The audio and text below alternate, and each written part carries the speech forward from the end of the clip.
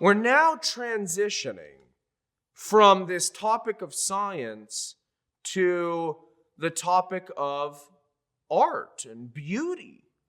And as we move through this, I'm going to try to show you the connection between them.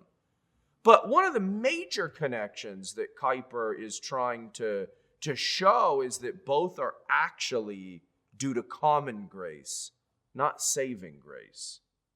And so they are to be done by everyone. It's unsurprising that everyone is interested and involved.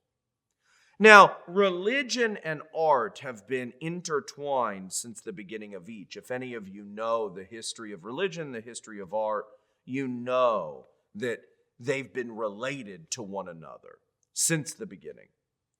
Art has always been seen as helping in the development, the practice of religious sentiments, religious beliefs, religious emotions, religious inclinations. Art helps to develop religion. Two ways that the religious awareness matures within us are these. Number one, God speaks to us through the creation. God speaks to us through the creation. This is going to be very important. Remember our discussion of science? Same sort of thing, right? Science is an investigation into the mind of God as He reveals Himself in creation. Religious awareness grows within us because God speaks to us through the creation, at least partly. Number two, the second way that religious awareness grows within us, God speaks to us in our hearts. Now, this second way has been marred really, really severely because of the fall. So the God's voice in the creation is now the primary way in which the religious awareness grows in us. But that too has been clouded by sin and the curse upon the creation. However, common grace has preserved God's speech to us. Common grace has preserved God's revelation of Himself in the creation. Now, it's not as though the curse upon the creation, the fall, somehow completely silenced God's speech. Even the curse itself is a kind of speech. It's our ability to see it and to hear it that's been damaged. So God's still speaking, but our ability to hear and see has been damaged, but common grace has kept it intact enough for us to still hear it a little, even if confusedly. It's interesting, those of you who might be familiar with the sociology or anthropology of religion, you know this. All peoples in all places display an awareness of the need for religion. Now, most religions develop via the visible, which is unsurprising, right? That's not surprising. But that has also led to the worship of the visible.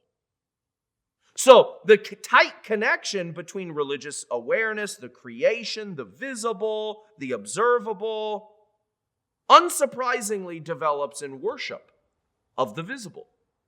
And so the reliance on the senses in worship is more evidence of the fact that God speaks to us through creation. And so you can see it like this. The worship of idols is actually evidence that God speaks to us through creation. That's fascinating.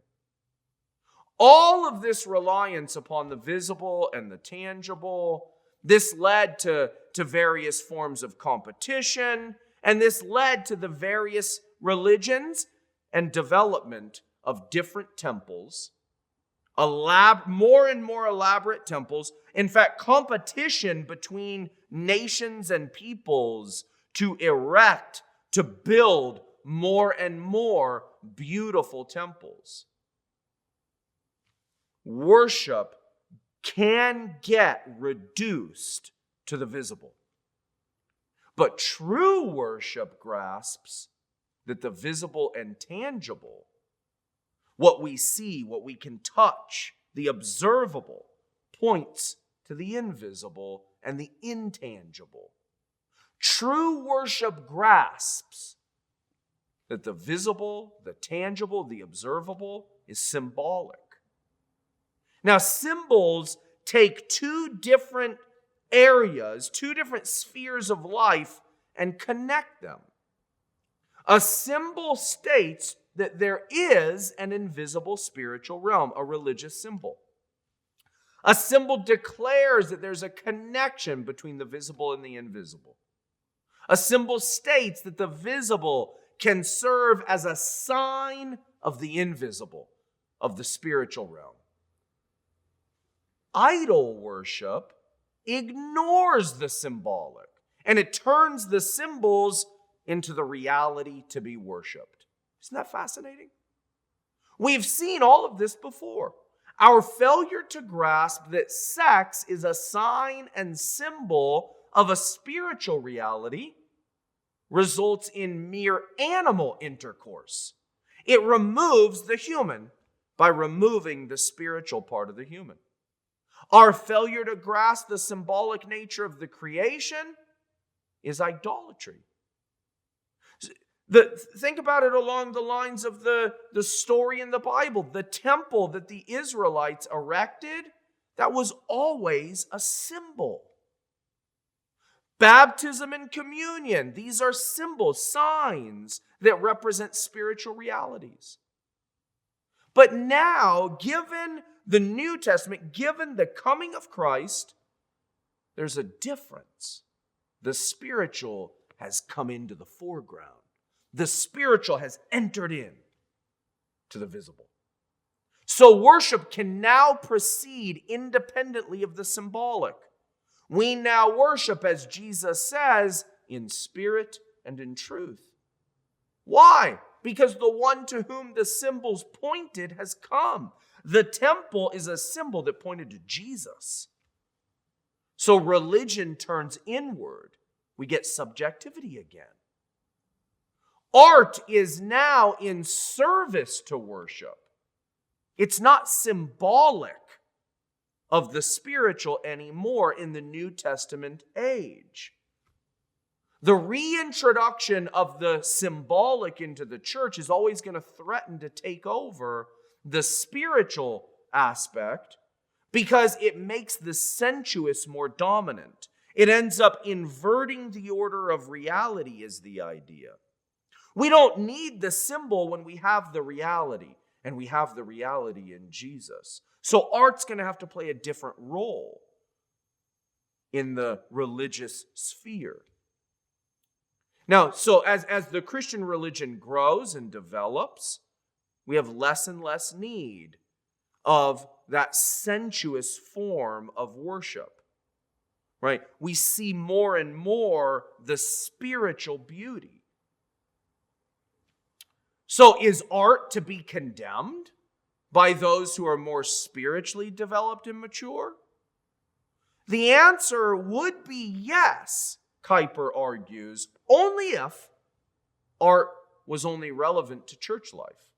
If art was only mere religion, if it only had importance in the life of the church, then those who grow in their spiritual maturity wouldn't need it anymore. That's the idea. Remember, if the idea that we're considering is, suppose art was mere symbol pointing to a deeper reality. When the reality comes, we don't need the symbol anymore. You would find it strange.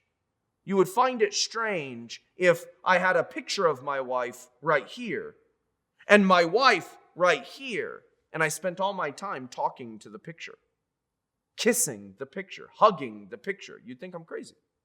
The reality's right here. So Kuyper's point is, look, yeah, if art is just this sort of religious, symbolic kind of affair, then since the reality has come, art wouldn't be needed anymore. But art is actually independent of the church, he says. Art was brought up and grown by religion, but it can continue without it or independent of it. And in fact, we can see this by noting how difficult, how hard it is for art and the spiritual to exist together. So we've got to be careful here. Just like we were careful with science, we're going to have to be careful with art. We shouldn't confuse, though, the corruption of art, even though we know it can be corrupted, even though we know it can be idolatrous. We shouldn't confuse the corruption of it with art itself. That something can be used in a sinful way does not imply that it itself is sinful. Art is the product of common grace, not particular grace. As art grows and develops, it's gonna encounter the spiritual. But that doesn't mean that art and the church have to be tightly linked together. All that means is that they're going to involve, they're going to connect to the same spheres, but in different ways. And so the analogy that I think of, given this story about the history of art and its relationship to religion and whatnot, is this: just as kids often rebel, especially, right when parents loosen their reins upon them, the rope that they have on their children, just as that gets loosened and slackened, kids rebel. So too art rebels when its reins are loosened from the church. But that doesn't imply that the reins should not be loosened. So we should separate art from the church. But we're going to have to be careful as Christians, consumers and producers of art.